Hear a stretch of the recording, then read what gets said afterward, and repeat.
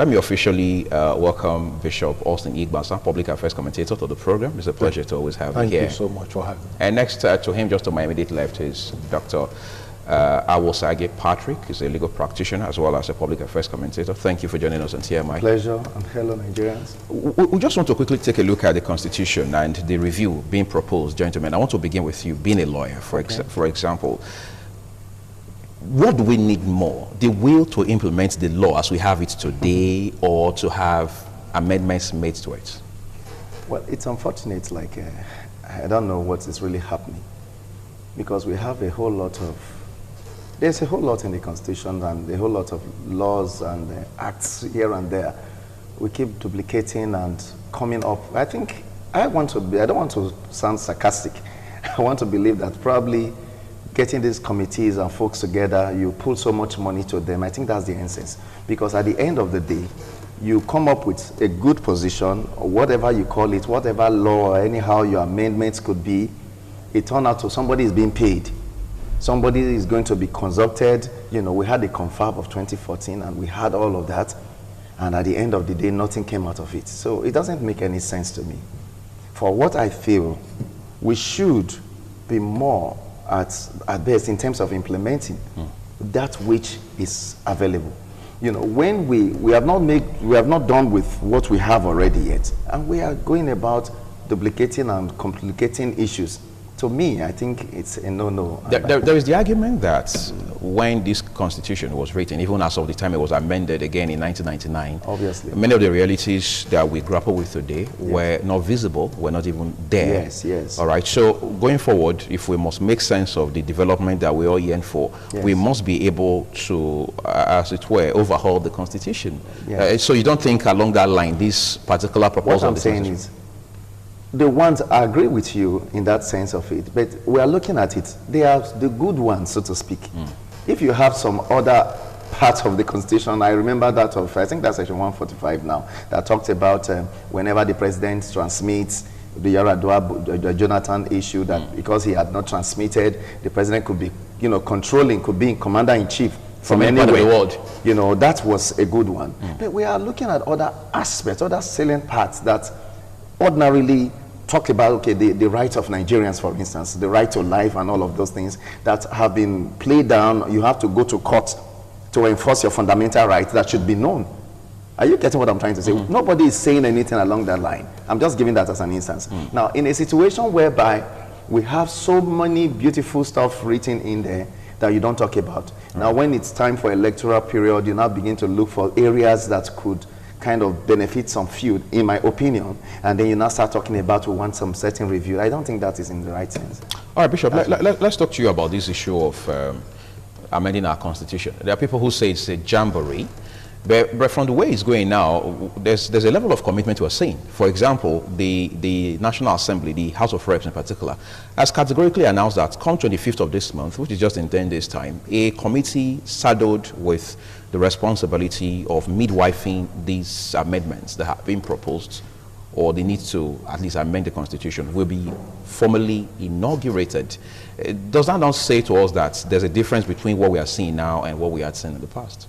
To me, I want to concur with my brother, the barrister, and looking at it, there are issues.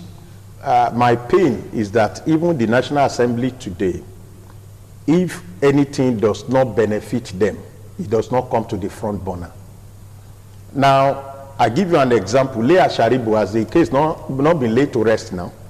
The federal government says it's working on it. It's working on it by the grace of God. You know, in my place, they said, if you use 10 years to prepare for madness, when will you enter market?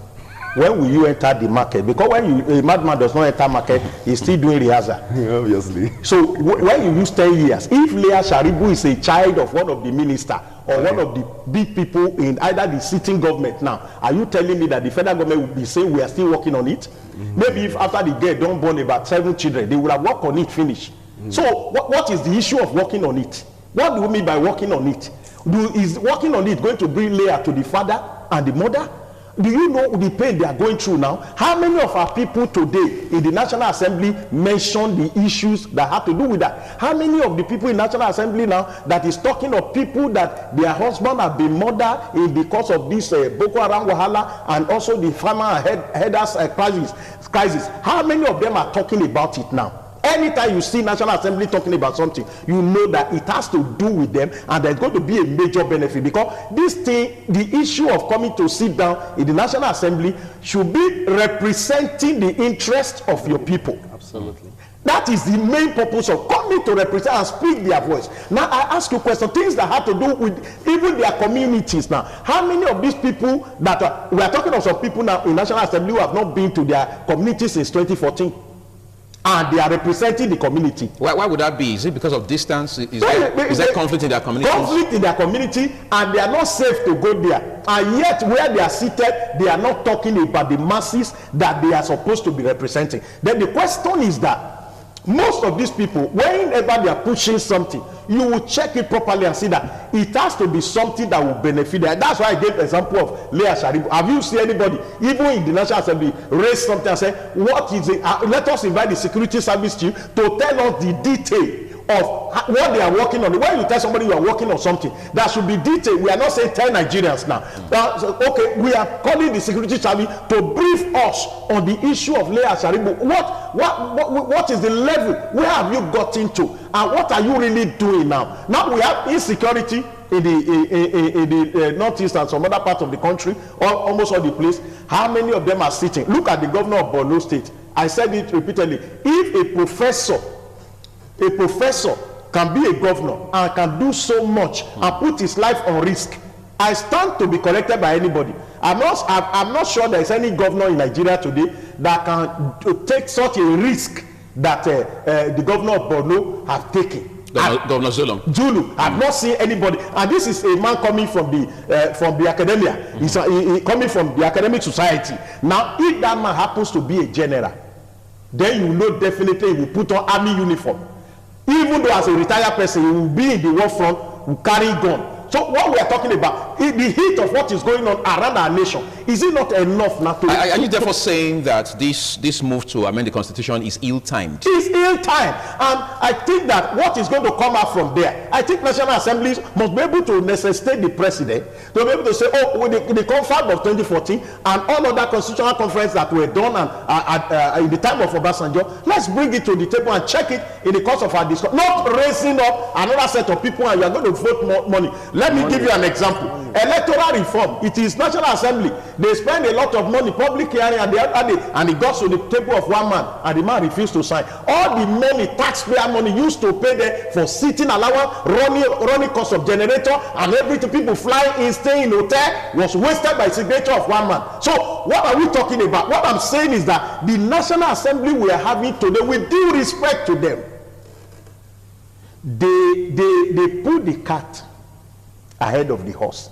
That is not what we need now. The issues that are dealing with us, have they discussed about farmer headers classes and said, what do we do? What are the lessons? Have they paid oversight function to go and look at those places? I tell you now, money that are voted for the army, the National Assembly, have they been able to vet the money meant for ammunition? You remember vividly that money was carried away by young officers who said they have been extorting money from the war front, and helicopter used to come and carry it from one particular point, and they said they cannot labor. How much would they give them for retirement? Let them disappear with this one. Now a general have been sacked. Have you seen the National Assembly invite people involved? And those guys said this is not the first time they are moving such a fund. Have you seen? Today we are told that a general has been sacked. Is that the solution to the problem? Has the FCC invited? If somebody can have such amount of cash in the war front, then if the person is in the town, how much will that person control? The question is that the money that was made available that those guys carry, which bank released such funds? Where does that money come from? Where is the bank manager? How did they move that money to the war front? What was that money meant for? The other subsequent one that have been carried, I expect National Assembly to be talking about this one because it has to do with the masses. I expect them to ask questions about school feeding of children who are at home with their parents during COVID-19, and we were told that trillions of money were used to feed them. Is it that they ate in the dream? Do those children eat those food in the dream? They are in their parents' house. Have you seen anybody in National Assembly ask asking the minister of humanitarian whatever to come to stand before them and come and defend. How was this food distributed? Who were the company that were contracted? Now, for about 2 weeks now, 2.67 billion was traded by ICPC to a private account. Only God knows the name of that private person up to date. And nobody has been invited for questioning. Nigerians have not been briefed with what is happening. Are those not issues that are supposed to involve National Assembly than city to begin to do correction or make amendment of a constitution while we have enough constitution to name criminal? Have you seen anyone over talking about this? The issue is that you live leprosy and you are curing eczema. Out of eczema and leprosy, which one has a lasting value? Well, which one is more contagious? I think that's why we're having this discussion, so we can determine which one should get more attention. But then again, there seems to be a trend now. Every time we talk about issues around the amendment of the Constitution, everybody seems to be making reference back to 2014 when we had a confab. Yes. And the question being asked is, what have we done with the outcomes of the confab? Yes. What does that say about our, as it were, inclination to develop this country, for example? You see, we can't keep deceiving ourselves and believe that things will go well in the real sense of it.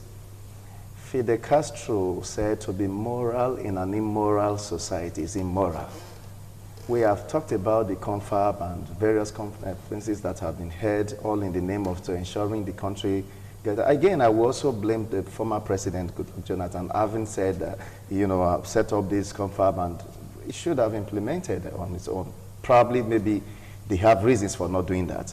But at least... Can such reasons ever be good enough? No, when I said probably, maybe he had a talk with them, and I mean the Senate and the other chambers, and they said no or whatever. I don't know. I'm just trying to think aloud, because you couldn't have spent so much money and then you came up with this beautiful piece, and then just to implement, what would that be? So that's the big question. So what happened to whatever? Now, nobody is against the constitutional review if it's genuine, if it's germane, if it's sincere, if it's really going to address the people's interest first. We should put the people. Bishop is not happy. You could see the way he's expressing himself. That suggests to say millions of Nigerians, he's speaking for them at this critical time. Now, you're talking about, a constitutional review here and there. What is it? Most of the time, I've looked at this man keenly and with so much concern. It's basically about the money. When you are paid for this, okay, some persons will get some people to talk. You'd go back and forth, and at the end of the day, somebody is being paid. And when you are being paid, about the implementation, we are concerned about implementation. Okay, let's leave President Jonathan now. A sitting president has come, a new president has come. You look at this critically. But again, you look again and see where the way our country is. When the past government had gone, we want to vilify, they want to call them names, want to make it look like they didn't do well, they wasted resources like the trials and many EFCC matters and court and all whatnot. But what I'm saying here is that if we really want to move forward and make meaningful progress, we really need to start thinking in the right direction. We are seeing other countries. We are seeing how far they have gone. We need to start thinking well and making our law and work. Because the Constitution today now, there are certain persons, like the bishop had told me earlier on, and we know about it. The president's wife said 4 billion voted for this hospital in Aso Rock. The National Hospital? The National, no, it's not no, the Aso Rock, Hospital, clinic, yes. Clinic in the Aso Rock, that you can't find syringe there. And he said, is that not whistle blowing? Oh, yes, it is. But who have been called to book? Who have been questioned? Nobody. He has raised a lot of issues here. So these are issues that is begging for answers. And then you want me now to believe that whatever they are doing, even if it is called a review in your interest, the ones you had before, you have not followed up to a logical conclusion. You have not interpreted it well. You have not represented the interests of the people. You have rather represented yourselves. You only flaunt your cars for those that love to car collections. You buy your houses. You dress nicely. You travel around the world on vacation trips. And that's all you do. And that is not what you are supposed to do as a representative. If you go back to the First Republic and all those men of old and how they have run this country before now, we could see some level of commitment. And that is what we are saying. Go abroad, go overseas, go to America, go to England, go to Asia, go around the world. I saw a mother breastfeeding her baby while she was trying to make some contribution to her, to the floor, in the floor of the assembly, where they were discussing critical issues. Now, the point I'm making here is you cannot keep revolving round in circle and expect a great change. We are not in a cycle show. A cycle, you keep moving round and round and round. We are all seated and we are seeing somebody riding bicycle in the spots, and that's exactly what is happening. So we cannot be fooled all again and again, and that is why Nigerians are saying, or we are saying, let me not say not every Nigerian, that a lot don't know. Majority of Nigerians don't even know what we're talking about. So, but the truth is that if they get to know, they will still not support what is happening now. Before I move to Bishop, I want to ask you one more question. What should be the conditions or circumstances necessitating amendment of the Constitution? The constitution circumstances you've talked about, they have met with it. I'm not saying they have not. I'm not saying what they are doing now, they are acting to avoid, they are going against the tenets of law and principles of good governance. That's not what I'm saying. I'm saying it's a charade. It's just a game. It's just like a strategy. So sincerity of purpose is missing that point. Yes, absolutely. Not that what they are doing is they are not carried, or it's the normal talk. That's the normal talk. They package it. I see it as a modern or a well carved out way to defraud the people. I'm sorry to use such words, but that's how I feel. Because if really you mean well for the people, we have the ones we have already. How well have you make it work? That is the big question. You are calling for an amendment. We are close to an election. We know what is going around, and the party issues, sacking of leaders, and people are moving from one coast to the other. We know when these things are happening. My uncle, Fani Kayode, has been traveling around, the Duwab movement and all of that. This political thing, now we are talking again somewhere that we want to start making. What are we talking about? People are not fooled all the way. We cannot keep fooling everybody. You can fool some at some time. You can't fool everybody all at the same time. That is the point we are making. What we are saying now is that, yes, that is the procedure they should follow. But what you have had before now, how much have you done? How much have you done? Where's the sincerity in you? What are you really doing? I want us to talk about the investment involved in all of these projects, Bishop. When we make a move to say, let's have a confab like we did 6 years ago, for example, or we say, okay, at this point, our priority number one is we want to amend our constitution. Do we pay a thought, or at least we pay a mind to the enormity of investment we're making? How that most times, regardless of these humongous investments, we still end up not achieving the desired result. Do we even care about the investments we're making? What I think is that most of the leaders, like my brother said here, is like a game. I give you an example. While they were contesting 2014, restructuring was their national anthem, was their special number, was everything, announcement, public paid announcement. Now, when we started holding them to restructuring, you remember that even they said restructuring, nothing like restructuring. At the end of the day, the governor of Kaduna State, who vehemently opposed that particular move, was the one that was made the chairman of the restructuring committee, which is set up. And when set up on this station, I remember telling you that not absolutely will come out that it was just to buy time. When they discovered that there was uproar everywhere, people are restructuring, the history, not everywhere, people are talking of restructuring. And then what happened to that committee headed by NCOM today? The report was submitted. What was the outcome of that committee? What they did was that they did an against shouting for restructuring. So let us flow along, see, we want to restructure. And they set up a committee, and they made money available for people to sit down and enjoy themselves and fly first class, business class, and see use five out there and enjoy some amount of money to buy houses and all that. What has happened to that APC structuring committee? Now I ask you another question, part of it. If the National Assembly want to talk about constitutional review, I think one of the things they need to do is the power of Nigerian president. I said, after God Almighty, the next powerful person in the whole wide world is Nigerian president. Even Donald Trump of America is not as powerful as Nigerian president. You can see recently, Boris Johnson, the PFLA, was scrutinized and almost molested by the army.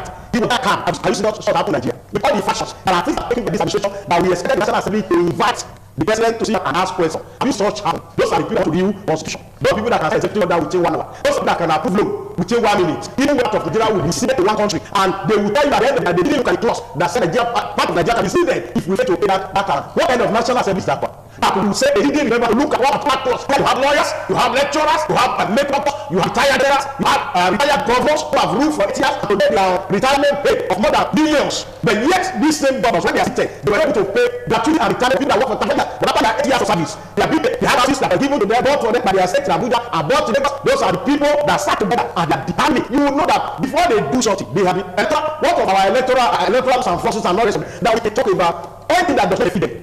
You see that they will not talk about. We are talking about people that are breaking gases and all that. They will come back and tell you this is what is happening. I think this is a country that is very, very selfish. We have selfish leaders. That's what I do now. There are a lot of infrastructure appointments.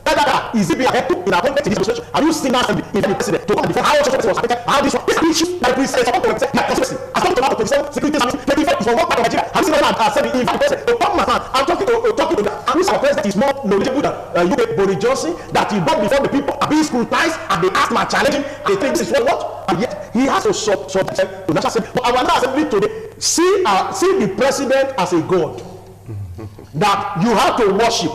You must not go against every decision he takes, even when it is not in the interest of the masses. Now, do you call that one true representation of the people? Now, Benue, look at what is happening in Benue. Look at what is happening in Taraba. Have you seen any voices coming? Today, as we are talking now, Zamfara is having 5 billion from Central Bank to buy gold. Nobody from Niger Delta is talking about the oil from Niger Delta. These things that are being mined there, who are the people speaking for the people? In another nation, after that deal, you expected people from other regions who have mineral resources to stand up and begin to talk from that angle. That shows that we are not, and we now say we are running the same country where people can mine their gold and sell it on a state level, and you see the minister of solid mineral coming to defend that position. And none of the representatives of the people of the region have stood up in the National Assembly to be able to talk. Now, do you call that a true representation? I think that's why we need to have this conversation about true representation. When somebody is a representative, what does that issue need encompass? Is it just about to shuttle between Abuja and your state and Dazzle? That's not what it's supposed to be. That's not what it's supposed to be. You are representing the interest of people. That's why we're supposed to have a conversation with people. Because that you are representing does not make you, paragon of all knowledge and one who has all the risks. You need to consult. That's what you are supposed to do. You need to go back home and set up committees among your people. And that's what the money is they give you for. So that you can ask questions. Reliable, debate it. You could also constitute some kind of assembly of sorts, wherein they could come together, you talk, this is what we should do now. You itemize it, and you put them in the proper order. Then you transmit back to the House of Assembly or the Senate, wherever, and then you deliver to them what your people have said. That is what it means to represent. It's not just when it's election time, you come back and start kneeling down and start giving them some rice and some stuff that, yes, we have done our best and we have bought borehole. Now, before we ask you for borehole, probably before you could have bought the borehole, we would have needed fertilizers. At least we still have a stream that we could be getting water for. But just say, well, we don't borehole so that you could make some more money. You understand? That's what the insincerity is what I'm looking at. If you are really concerned about the people, you go to them. You could say, I want to buy you. I remember some time ago, I wanted to buy a family a television.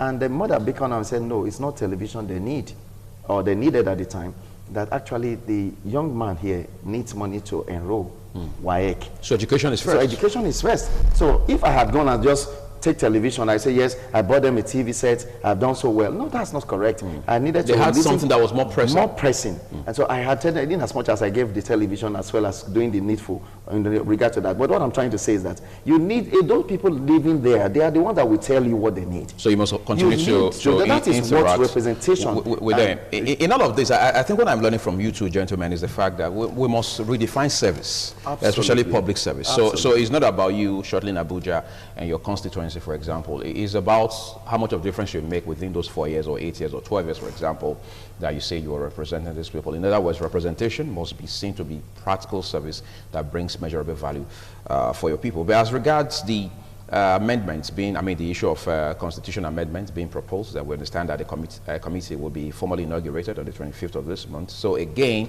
it makes this a continuous conversation for us across this country. Bishop Austin Igbasa, thank you as always for coming to share your thoughts with us on this issue. And Dr. Patrick Awosage, we also appreciate you for the time you spent with us.